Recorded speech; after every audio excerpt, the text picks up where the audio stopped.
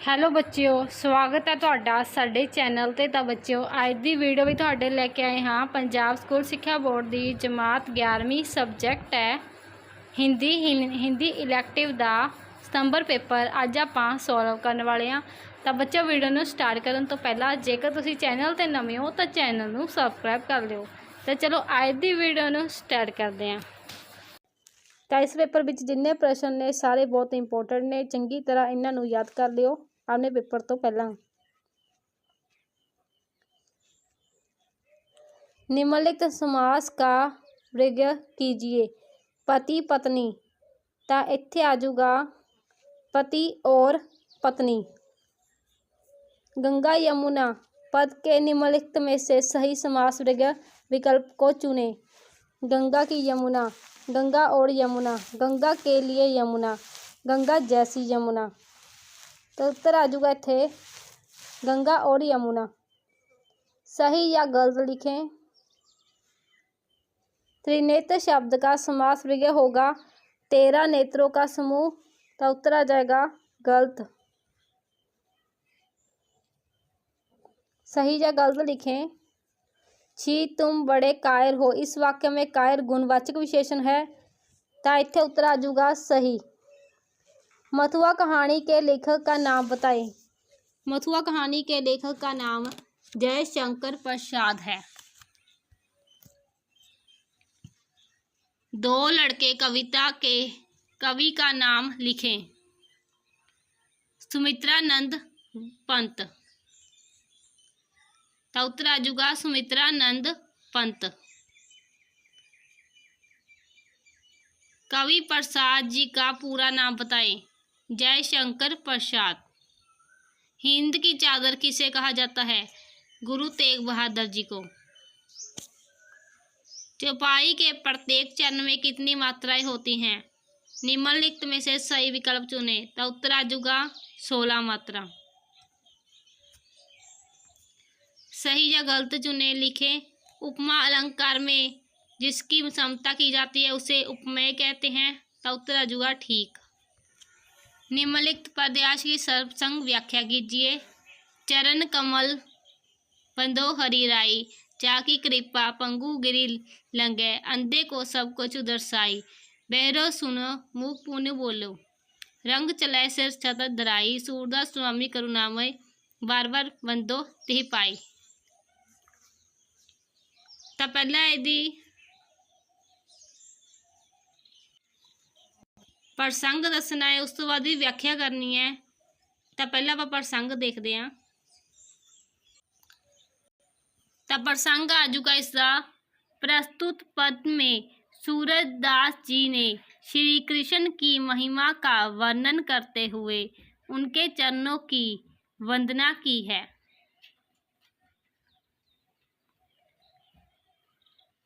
प्रस्तुत रेखांकित अंश में कवि सूरदास जी प्रभु श्री कृष्ण के कमल रूपी चरणों की वंदना करते हुए कहते हैं, हे प्रभु, मैं आपके कमल रूपी चरणों की वंदना करता हूँ।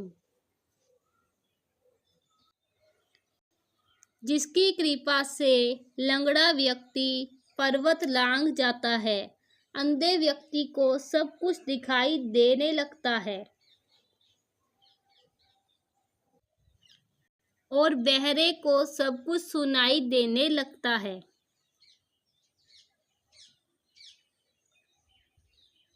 निम्नलिखित पद्यांश की सर्वसंग व्याख्या कीजिए।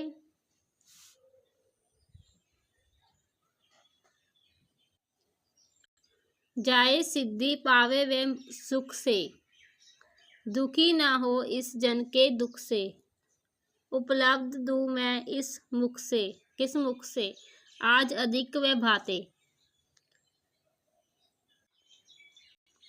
इसमें यशोधरा के स्वाभिमानी रूप वर्णन किया गया है। यशोधरा को यह दुख हुआ है कि उसकी पति को जानना ही था तो उसे बताकर क्यों नहीं गए। अब वह कहती है कि अगर पति मुझे कहकर जाते तो शायद अपनी राह में बांधा ही नहीं पाते।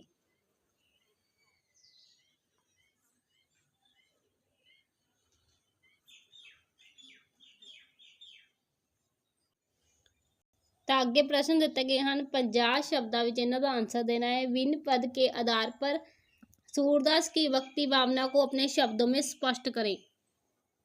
सूरदास की भक्ति भाव जिसमें भगवान के साथ भक्त का सखा भाव रहता है। सूरदास ने सेवा भाव को अपनाते हुए भक्ति के तीनों रूप गुरु सेवा, संत सेवा तथा प्रभु सेवा को अपनी भक्ति भावना में स्थान दिया है। पुष्टि मार्ग में नित्य सेवा विधि एवं वार्षिकोत्सव सेवा विधि का विशेष महत्व है। बिहारी के अनुसार लालची व्यक्ति का स्वभाव कैसा होता है? बिहारी के अनुसार लालची व्यक्ति ने आंखों पर लोभ का चश्मा चढ़ाया होता है, इसलिए वह प्रत्येक व्यक्ति के पास दीन बनकर भीख मांगने जाता है। लोभ का चश्मा पहनने के कारण उसे छोटा व्यक्ति भी बड़ा दिखाई देता है। याचना कविता में कवि ने प्रभु से क्या वरदान मांगा?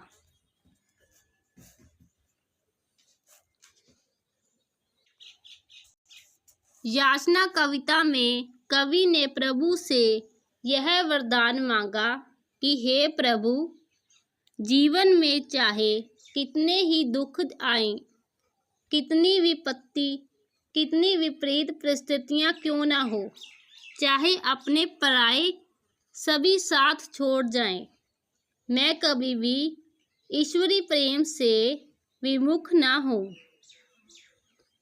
सांप कविता का केंद्रीय भाव लिखें। तो उत्तर आ जाएगा, कवि का विचार है कि सभ्य समाज में अनेक ऐसे लोग हैं जो सर्प से भी अधिक विषधारी हैं और वे समाज में ऐसा विष फैलाते हैं जिसका कोई इलाज नहीं है। आगे अपन दिता गया है निम्नलिखित गद्यांश की सर्वसंग व्याख्या कीजिए।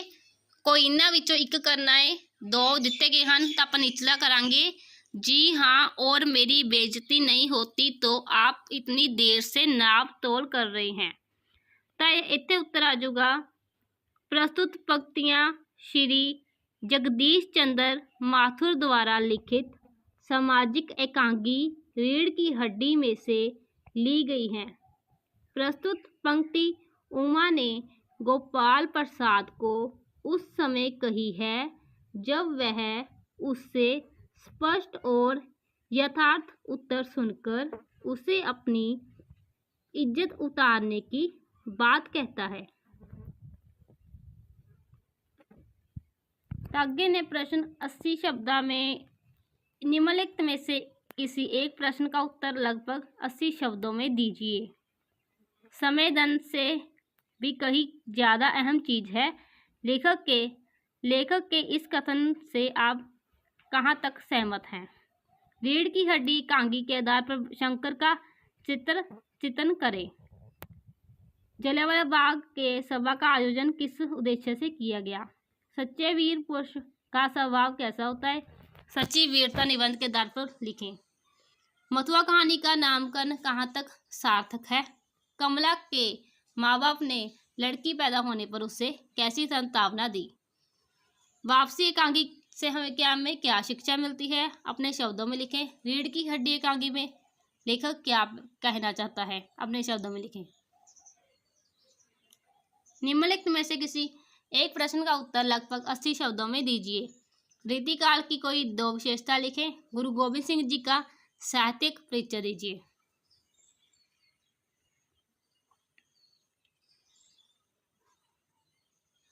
निम्नलिखित में से किसी एक विषय पर लगभग 250 शब्दों में निबंध लिखें। तो इन्हां विचों निबंध भी तुसीं करना है।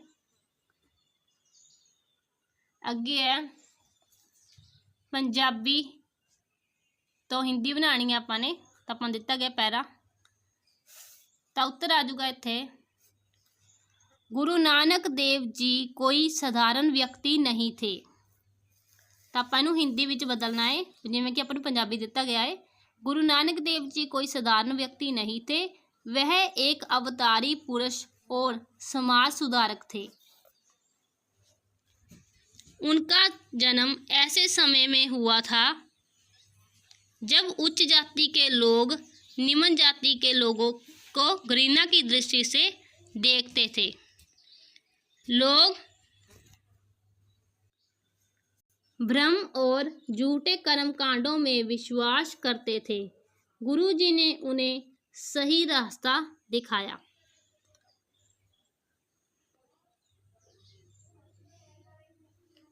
तागे 4 दिते गए हैं थानू इंग्लिश के शब्द, इन्हां दे तुसीं मीनिंग दसने ने। जिवें कि पहला है जर्नलिस्ट, तो इहदा आ जाऊगा पत्रकार। ਤਾਂ ਅੱਗੇ है लाइबिलिटी, तो इत्थे आ जाऊगा एक मुसीबत। मेंटेनेंस, इत्थे आ जाऊगा देख रेख। ओवर टाइम अधिक समय, पार्ट टाइम अंशकालिक।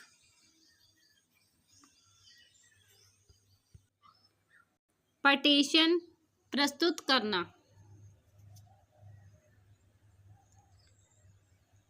तो आगे अपन दिता गया है निम्नलिखित में से किसी एक छंद का लक्षण एवं उदाहरण लिखिए। इन्हां विचों एक करना है। तो उत्तर आ जाऊगा सोठा एक मात्रिक छंद है। यह दोहा का ठीक उल्टा होता है।